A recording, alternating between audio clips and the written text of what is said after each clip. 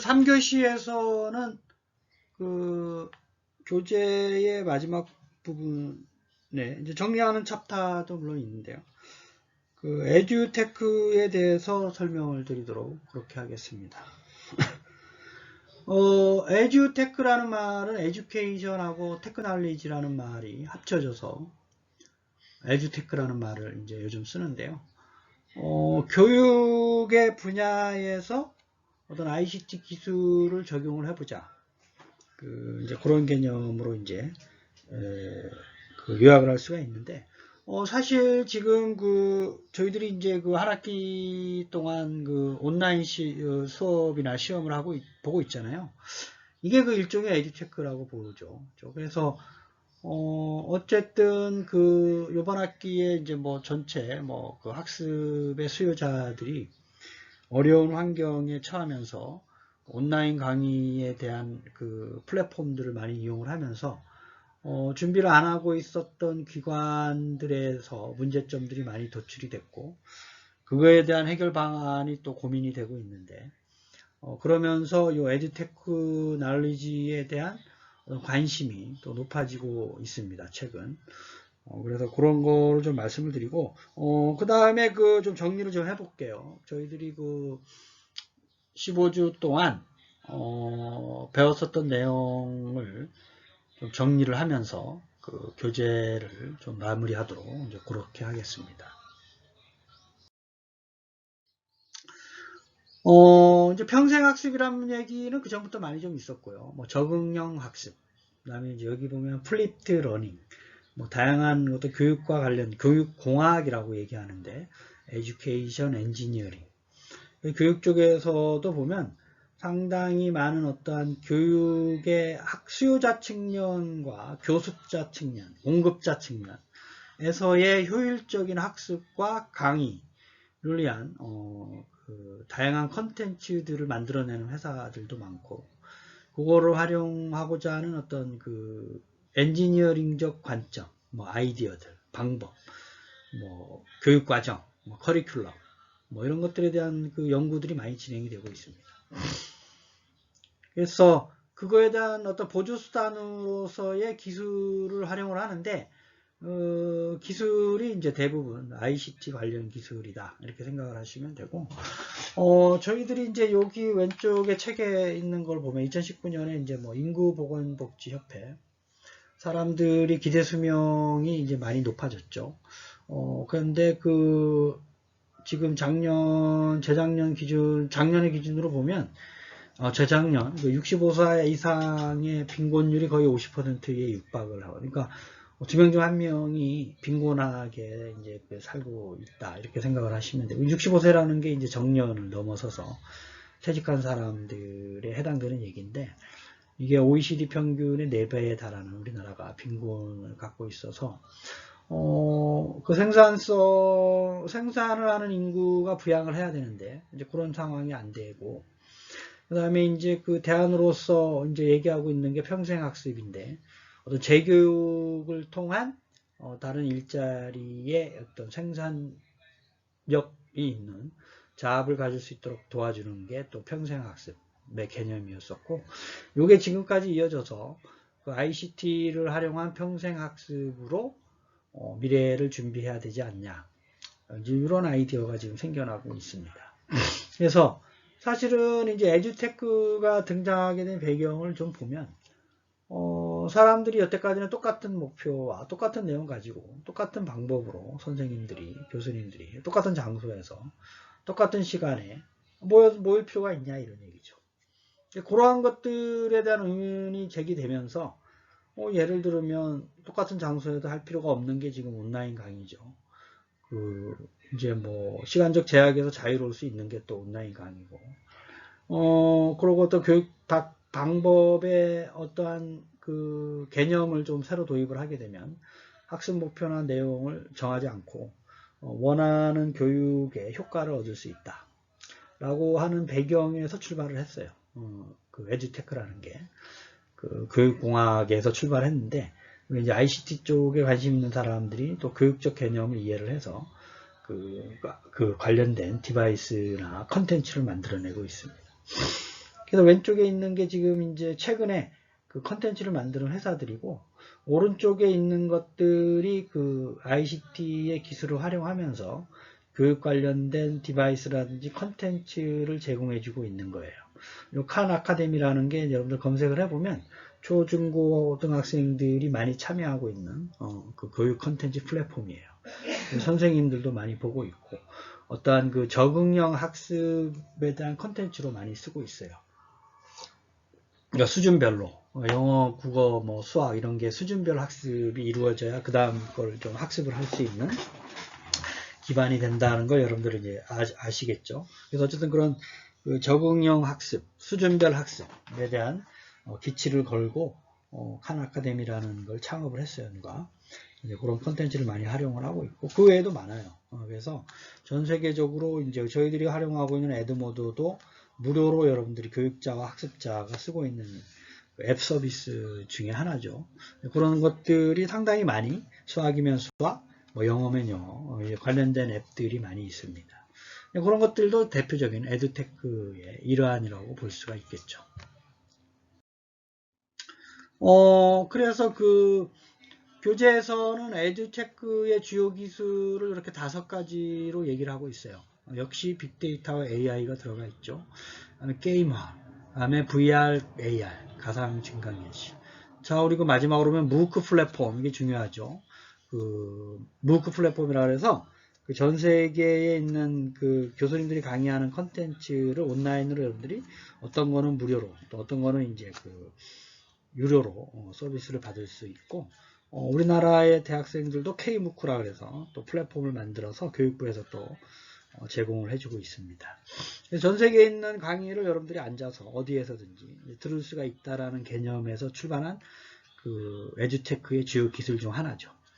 그 다음에 밑에 것부터 좀 설명을 드리면 VR, AR 그 가상현실. 여러분들이 뭐 이런 거죠.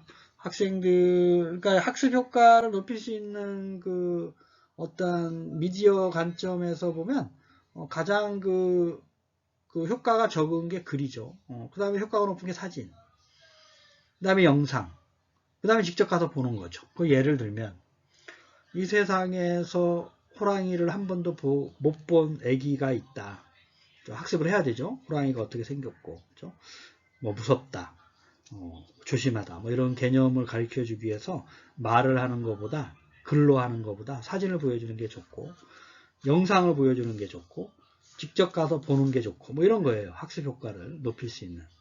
그런 경우에 그 어떤 경험적인 거를 여러분들이 뭐 북태평양 바다가 어떻게 생겼다를 학생들한테 가르쳐 주려고 그러면 영상이 제일 좋죠. 여태까지 나와요. 하지만 구글 글래스나 AR 글래스나 VR 장비를 써서 직접 바다 안에 들어가는 것처럼 체험을 해보면 그만한 학습 효과가 없다라는 거죠. 그래서 그 가상 증강현실을 이용한 디바이스라든지 컨텐츠 산업이 교육에 또 뛰어들고 있습니다. 세 번째는 AI죠. 이거는 이제 학습 지원과 관련돼 가지고 AI 이러면 이제 알고리즘을 생각할 수가 있는데, 학생별로 진도라든지 학습 효과에 따라서 수준별로 A라는 학생이 봐야 될 컨텐츠, B라는 학생이 봐야 될 컨텐츠, C라는 학생이 요 개념을 잘 모르고 있어. 그렇죠? 학생마다 당연히 이건 이제 이해하는 어떤 학습 양이나 그 어떤 학습에 대한 집중도가 다 다르기 때문에 학습 효과가 동일하게 나올 수가 없어요. 그래서 그걸 학생별로 맞춤형으로 지도해주는 진도나 교육과정, 커리큘럼, 그 다음에 뭐 문제, 유형, 뭐 이런 것들을 자동으로 생성을 해주게 되면 이런 거지, 이런 거죠. 뭐 쉬운 문제를 많이 이제 다뤄본 학생은 그 문제를 더 이상 다루지 말고 좀 어려운 문제를 접하게 하고, 쉬운 것도 못 푸는데 어려운 걸 자꾸 접하게 되면 학습의 효과가 떨어지잖아요. 흥미를 일단 잃어버리게 되고. 그래서 이제 그거를 맞춰서 어떤 일률적으로 선생님이 그 칠판에서 하는 강의를 듣는 것보다 학생별로 좀 수준별로 나눠서 해주는 이런 강의, 그 학생의 그 교육 시스템을 수요자 공급자 관점에서 제공을 해보자 라고 하는 아이디어에서 알고리즘을 적용하는 겁니다.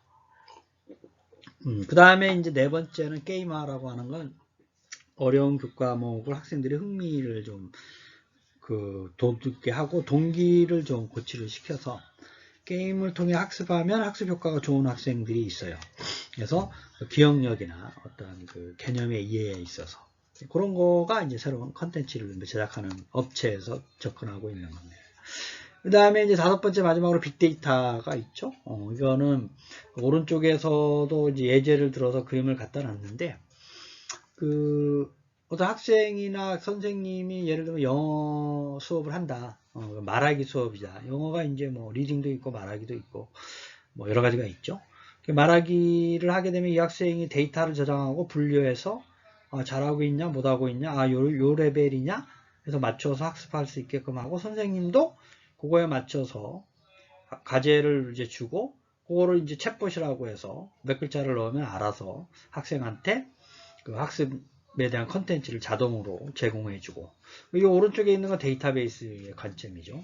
인공지능 기술이 음성인식하고 자연어 처리 기술이 기본적으로 들어가서 텍스트 마이닝, AI 비서 있죠. 뭐 이런 두 가지의 인공지능 알고리즘들이 들어가서 학생이 말하기에 대한 강의의 효과, 공급자 차원에서 그 수요자 차원에서도 지루하지 않고 말하기 연습을 내 수준에 맞춰서 좀 이렇게 능력을 향상할 수 있는 말하기 능력을 향상할 수 있는 그 기법들을 다 데이터 분석을 통해서 학습자와 요 그룹별 학습자를 패턴을 분석을 하고 각각의 학생의 수준을 고려해서 맞춤형 강의 컨텐츠를 제공을 해주고 그 다음 평가를 해야 되잖아요. 평가. 그래서 그 학습 시간에 기반한 난이도 평가 기준으로 학생을 적절하게 평가할 수 있는 시험 문제라든지 평가 기준을 마련을 해주는 뭐 이러한 것이 빅데이터 분석을 활용한 에듀테크에서의 적용 방안이라고 책에서도 설명을 하고 있습니다. 그래서 이 다섯 가지의 교육 환경에서 적용되는 주요 ICT 기술을 반드시 유념해서 요약해서 정리해 두시기를 바라겠습니다. 그 다음에 이제 그 교육공학에서 상당히 많은 그 용어들이 있는데요. 대표적으로 적응형 학습이라 해서 어댑티브 컨텐츠, 어댑티브 러닝 이런 말이 있어요. 이게 뭐냐 하면 이런 거죠.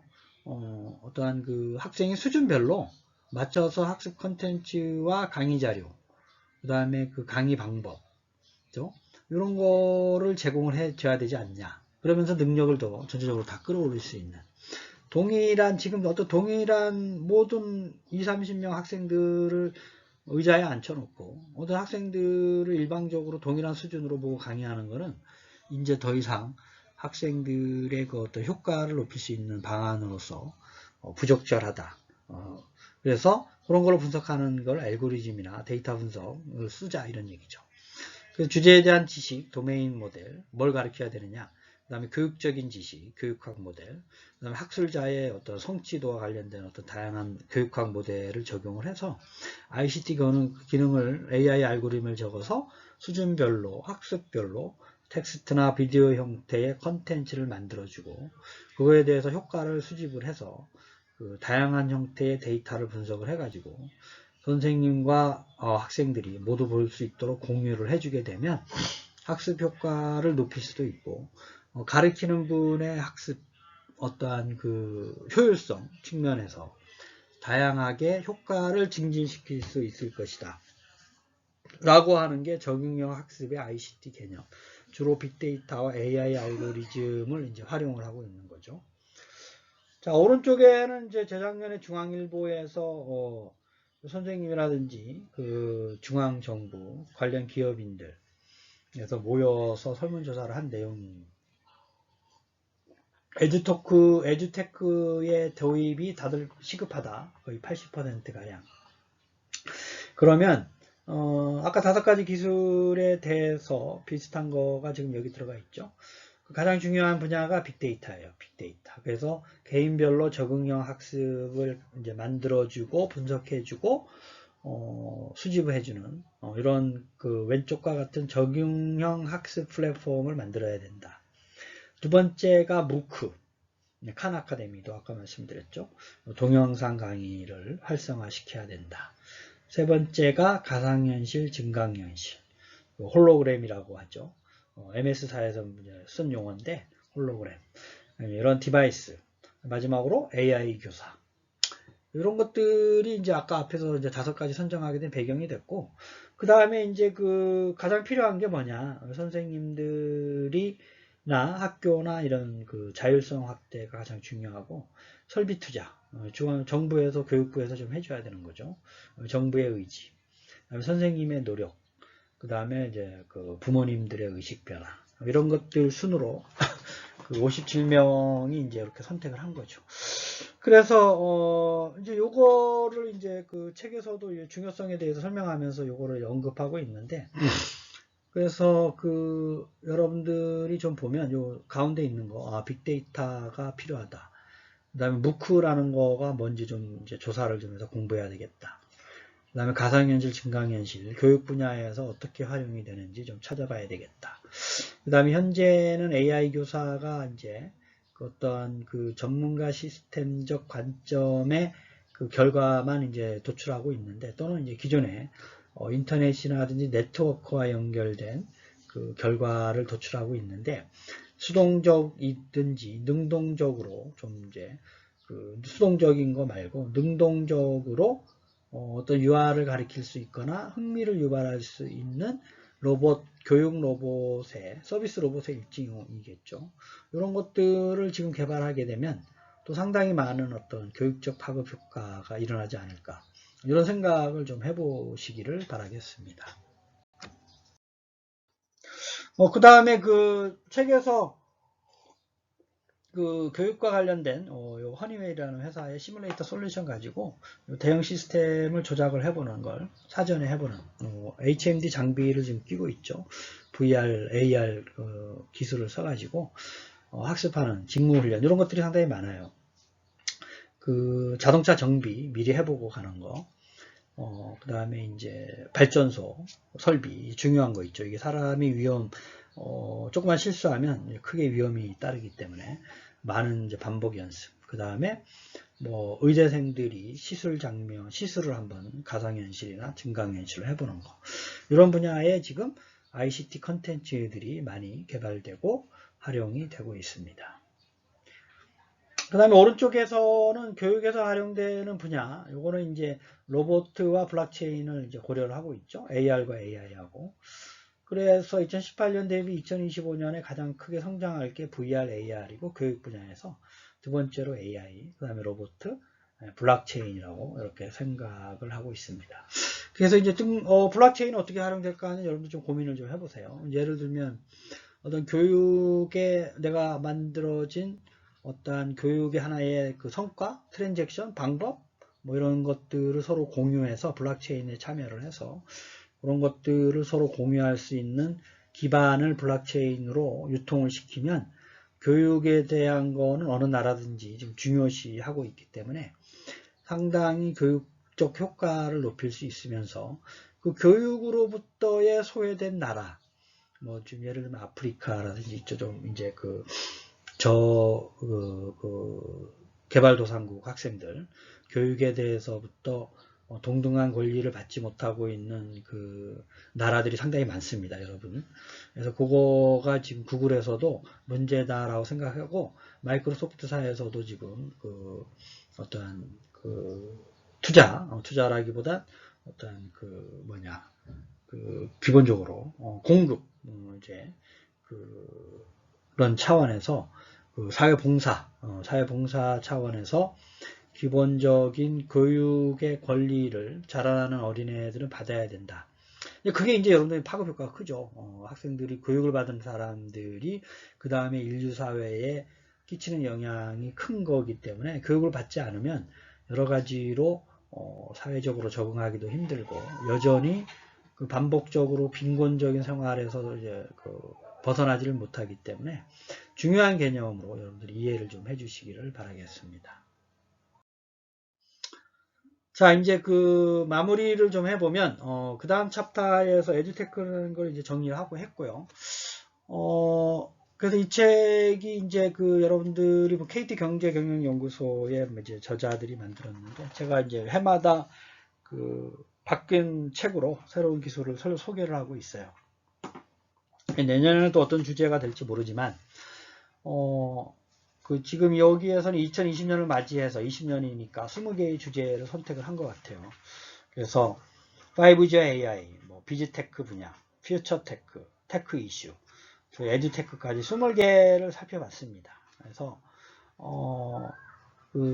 이 중에서 이제 설명 안 하고 넘어간 건 저궤도 위성통신, 위성에 대한 얘기였고요. 나머지는 저희가 다 한 번씩 말씀을 드렸고, 온라인 강의로 좀 구체적인 어떠한 그 많은 사례들을 좀 살펴봤어야 되는데 그거를 못한 게 좀 아쉽긴 합니다. 하지만 여러분들이 이제 구글을 통해서 요 각각의 키워드 트렌드를 검색을 하게 되면 많은 저 자료들을 여러분들이 접할 수가 있어요. 그래서 최신 자료들 위주로 좀 능동적으로 좀 찾아서 좀 학습을 해보시고 그 중요하게 여러분 생각해야 될 거는 누누이 말씀드리지만 요게 이제 뭐 내년에도 똑같이 중요한 어떤 트렌드로 선정이 안 될 수도 있어요. 하지만 그때 가서 또 새로운 걸 접할 때 이러한 그 백그라운드적 지식이 다 도움이 됩니다. 그렇죠? 제가 보기엔 내년에도 양자 컴퓨터 여전히 중요합니다. 이제 아이폰에서 이제 애플에서 AR 글래스 만들기로 했잖아요. 내년에 또 이제 이슈가 될 거고 로봇은 여전히 중요하죠. 5G는 이제 가입자가 늘어나고 있기 때문에 좀 스마트 팩토리 여전히 우리나라에서 자 이제 그 배달의 민족 부릉 뭐 이런 거 스마트 모빌리티 이게 이제 또 이슈화가 될 겁니다. 안전 문제 때문에 근데 테크레시는 여전히 이제 중요한 이슈가 되고 우리나라에서도 블록체인은 이제 영역별로 뜨는 게 있고 지는 게 있고 디즈니 이펙트는 워낙에 사람들이 컨텐츠를 보는 걸 소비를 많이 하기 때문에 이제 디즈니가 우리나라에 들어오면 이제 또 다른 이제 경쟁 구도가 또 될 겁니다. 그래서 군사 영역은 이제 기본적으로 해야 되는 거고요. 엣지 컴퓨팅은 MEC가 이제 또 새로운 안으로 또 내년에 나올 것 같아요. VR은 제가 보기엔 이제 사라질 것 같고요. AR이나 MR이 또 뜰 것 같습니다. 이제 6G에 대한 얘기가 내년, 내후년부터 또 나오기 시작할 거예요. 그래서 그 내년에 대한 거는 이제 올해 한 10월 달쯤에 또 가트너라는 데서 10가지를 또 내고 저희 나라에도 또 이제 내년용으로 또 KT경제연구소에도 또 작성을 하고 있을 거예요. 그 내년에 또 다른 요 교재와 연결돼서 늘 그 어딜 가시든지 트렌드를 알고 이해하는 자만이 그 시대를 주도를 할 수가 있어요. 그건 가장 기본적인 내용이기 때문에 여러분들 반드시 좀 이해를 해주시기를 바라겠습니다. 뒤따라가는 사람이 아니라 앞서가는 그러한 그 소프트웨어 학과 학생들이 됐으면 좋겠습니다. 여러분들 어쨌든 한 학기 동안 고생 많았고요. 이따가 4교시 때 기말고사 안내 내용에서 또 한번 마무리를 하겠지만 여러분들 그 어떤 천재지변적 성격의 사태가 전 세계적으로 팬데믹이 와가지고 한 학기 동안 너무 고생 많았고 그 온라인 강의에 대한 어떤 노하우가 좀 생긴 것 같다라는 어떤 장점으로서는 감사할 일이고 여러분들도 이제 그 무크라는 거 말씀드렸죠. 이제 무크가 다 온라인으로 진행되고 또 프랑스에서도 오프라인 그 강의를 안 하는 온라인 대학이 유명해지고 있어요. 새로운 어떤 그 블루오션 어떤 그런 역할로서 온라인 강의도 여러분들이 좀 들으면서 할 수 있는 방법이 있구나. 그리고 전 세계적으로 많은 강의의 컨텐츠들이 있구나. 그래서 그 학교에 오게 되면 교수님 설명 플러스 온라인 강의를 효율적으로 활용하게 되면 여러분들의 전 세계적인 시각을 알 수 있는 좋은 컨텐츠로서의 그 온라인 강의가 될 것이다. 이렇게 좀 이해를 해주셨으면 되게 좋겠습니다. 여러분 4교시 때 기말고사 안내 반드시 들으세요. 3교시 수업을 마치겠습니다. 감사합니다.